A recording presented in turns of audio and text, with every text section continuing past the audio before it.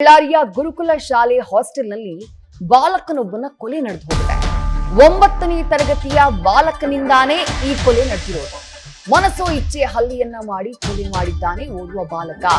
ಬಾಲಕನಿಂದ ಬಾಲಕನ ಕೊಲೆ, ಅದು ಗುರುಕುಲ ಶಾಲೆಯ ಹಾಸ್ಟೆಲ್ನಲ್ಲಿ. ಕೇವಲ ಕೊಲೆ ಮಾಡಿದ್ ಮಾತ್ರ ಅಲ್ಲ, ಉಳಿದಂತಹ 8 ಜನ ಬಾಲಕರ ಮೇಲೆ ಆತ ಹಲ್ಲೆಯನ್ನ ಮಾಡಿದ್ದಾನೆ. ಒಬ್ಬ ಪ್ರಾಣ ಕಳ್ಕೊಂಡಿದ್ರೆ 7 ಮಂದಿ ಗಾಯಗೊಂಡಿದ್ದಾರೆ. ಆಸ್ಪತ್ರೆಯಲ್ಲಿ ಚಿಕಿತ್ಸೆಯನ್ನ ಪಡೆಯುತ್ತಿದ್ದಾರೆ. ಡ್ರಗ್ ಅಡಿಕ್ಟ್ ಆಗಿದ್ದಂತಹ ಬಾಲಕನಿಂದ ಈ ಕೊಲೆ ನಡೆದಿದೆ ಅಂತ ಹೇಳಿ ಮೃತನ ಪೋಷಕರು ಆರೋಪ ಮಾಡ್ತಿದ್ದಾರೆ.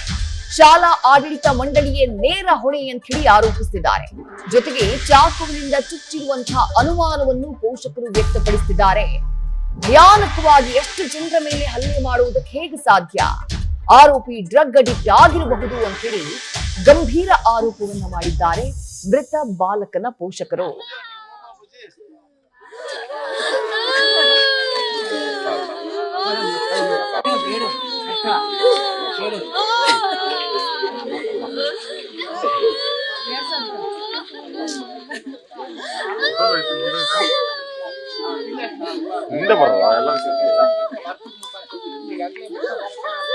ಎಂಥ ಆಘಾತಕಾರಿ ಘಟನೆ ನೋಡಿ. ಗುರುಕುಲ ಹಾಸ್ಟೆಲ್ನಲ್ಲಿ ನಡೆದಿರುವಂತಹ ಘಟನೆ ಇದು. ಬಳ್ಳಾರಿ ಜಿಲ್ಲೆಯಲ್ಲಿರುವಂತಹ ಹಾಸ್ಟೆಲ್. 9ನೇ ತರಗತಿಯ ಮಕ್ಕಳು ಎಲ್ಲರೂ ಕೂಡ 9ನೇ ತರಗತಿಯ ಮಕ್ಕಳ ಮಧ್ಯೆ ಏನೋ ವಿಚಾರಕ್ಕೆ ಗಲಾಟೆಯಾಗಿದೆ.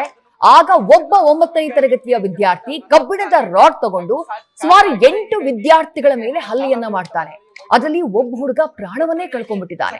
ಉಳಿದಂತಹ 7 ಜನ ಗಾಯಗೊಂಡು ಆಸ್ಪತ್ರೆಗೆ ದಾಖಲಾಗಿದ್ದಾರೆ. ಹಾಸ್ಟೆಲ್ ವಾರ್ಡನ್ನು ಕೂಡ ಆ ಹುಡುಗ ಬಿಟ್ಟಿಲ್ಲ, ಹಲ್ಲೆ ಮಾಡಿದ್ದಾನೆ ಅನ್ನುವಂತ ಮಾಹಿತಿ ಇದೆ. ಹಲ್ಲೆ ಮಾಡಿದಂತಹ ನಂತರದಲ್ಲಿ ಆ ಬಾಲಕ ಅಲ್ಲಿಂದ ಪರಾರಿಯಾಗ್ಬಿಟ್ಟಿದ್ದಾನೆ.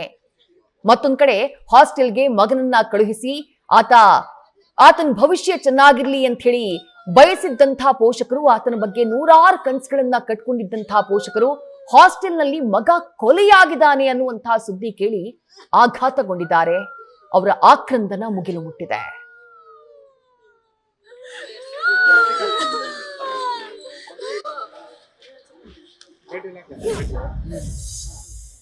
ಮಾಡ್ಕೊಂಡಿದ್ರೆ ಫೋನ್ ಬಂತು ನಮ್ಮೂರ ಹತ್ರ. ಯಾವಾಗ ನೈಟ್ 10 ಮೇಲೆ ಫೋನ್ ಬಂದ್ರೆ ನನಗೆ ಗಾಬರಿ ಆಗ್ತದೆ. ನಮ್ಮೂನ ಅಷ್ಟ್ಲಾಗಿದ್ದಾನಲ್ಲ.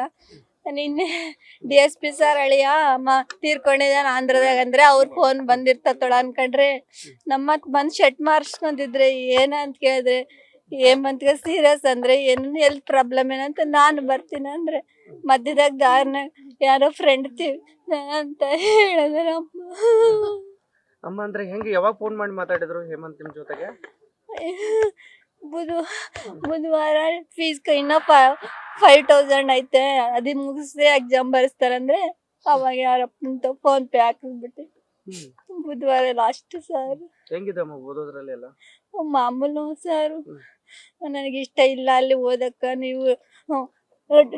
మీరు డబ్బులు వేస్ట్ చేస్తారు అంత తెలుగు, మీరు డబ్బులు వేస్ట్ చేస్తారమ్మా, హాస్టల్లోనే ఏం బాగాలేదు, ఫుడ్ బాగాలేదు, చదువుకున్నవంతా చెప్పరు, నాకు ఇష్టం లేదు చదువు, ఊర్లోనే ఉంటాను అంటే నీకేమి పని చేసే చేత కదప్పా, వద్దు చదువుకో మీ ఇష్టమమ్మా, నాకు ఈ చదువు ఇష్టం లేదు, నేను ఇంట్లోనే ఉంటాను, ఆంధ్రాలోనే చదువుతాను, హాస్టల్లో ఉండను అంటే వద్దప్ప తమ్ముడు నువ్వు కొట్లాడతారు అక్కడే ఉండు ಅಂತ ಹೇಳಿದ್ನಿ ಸರ್ ಅಷ್ಟೇ.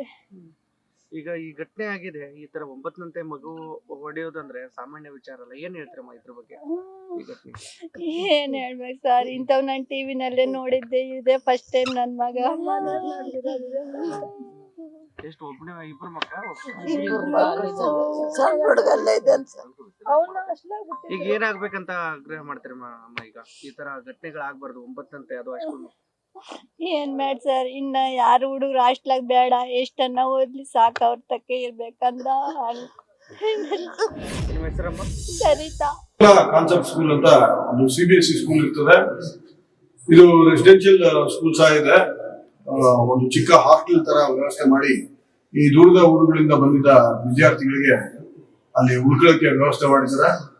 ಈ ದಿನ ರಾತ್ರಿ ಸುಮಾರು 9 ಜನ ವಿದ್ಯಾರ್ಥಿಗಳು ಅಲ್ಲಿ ಅವರ ಒಂದು ಶಿಕ್ಷಕಿ ಬ್ಲೆಸ್ಸಿ ಅಂತ ಸೋಷಿಯಲ್ ಸ್ಟಡೀಸ್ ನ ಶಿಕ್ಷಕಿಯವರ ನಿಗಾವಣೆಯಲ್ಲಿ ಅಲ್ಲಿ ಇವತ್ತು ಇದ್ದಾಗ ಒಬ್ಬ ಅಪ್ರಾಪ್ತ ವಯಸ್ಸಿನ ವಿದ್ಯಾರ್ಥಿ ಸಡನ್ಲಿ ಒಂದು ಫಿಟ್ ಆಫ್ ರೇಂಜ್ ತರ ಆಗಿ ಒಂದು ಹರಿತವಾದ ವಸ್ತುವಿಂದ ರ್ಯಾಂಡಮ್ ಆಗಿ ಎಲ್ಲರ ಮೇಲೆ ಹಲ್ಲೆ ಮಾಡಿ ಇದರಲ್ಲಿ 7 ಜನ ಗಾಯಾಳುಗಳು.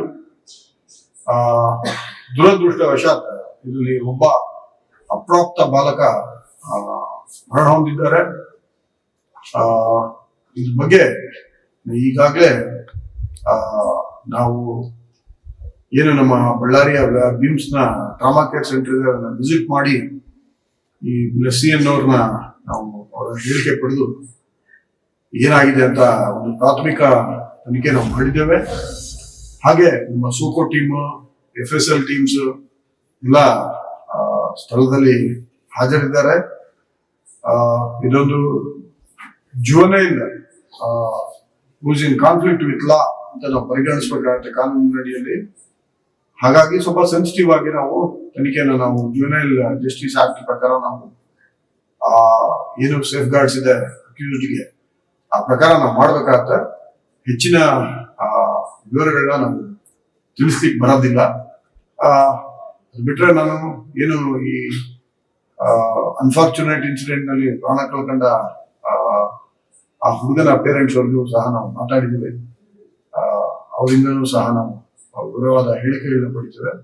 ಮುಂದಿನ ತನಿಖೆ ಮುಂದುವರಿಸ್ತೇವೆ. ಶಾಲೆಗೆ ಸಹ ನಾನು ಭೇಟಿ ನೀಡಿದ್ದೇನೆ. ಸಮಗ್ರವಾದ ತನಿಖೆ ನಾವು ಮಾಡಿಸ್ತೀವಿ. ಸಮಗ್ರವಾದ ತನಿಖೆ ನಾವು ಮಾಡಿ ಸೂಕ್ತ ಏನು ನ್ಯಾಯಾಲಯಗಳಿದೆ ಇದಕ್ಕೆ ನ್ಯಾಯಾಲಯಗಳಿಗೆ ನಾವು ವರದಿ ಸಲ್ಲಿಸ್ತೀವಿ.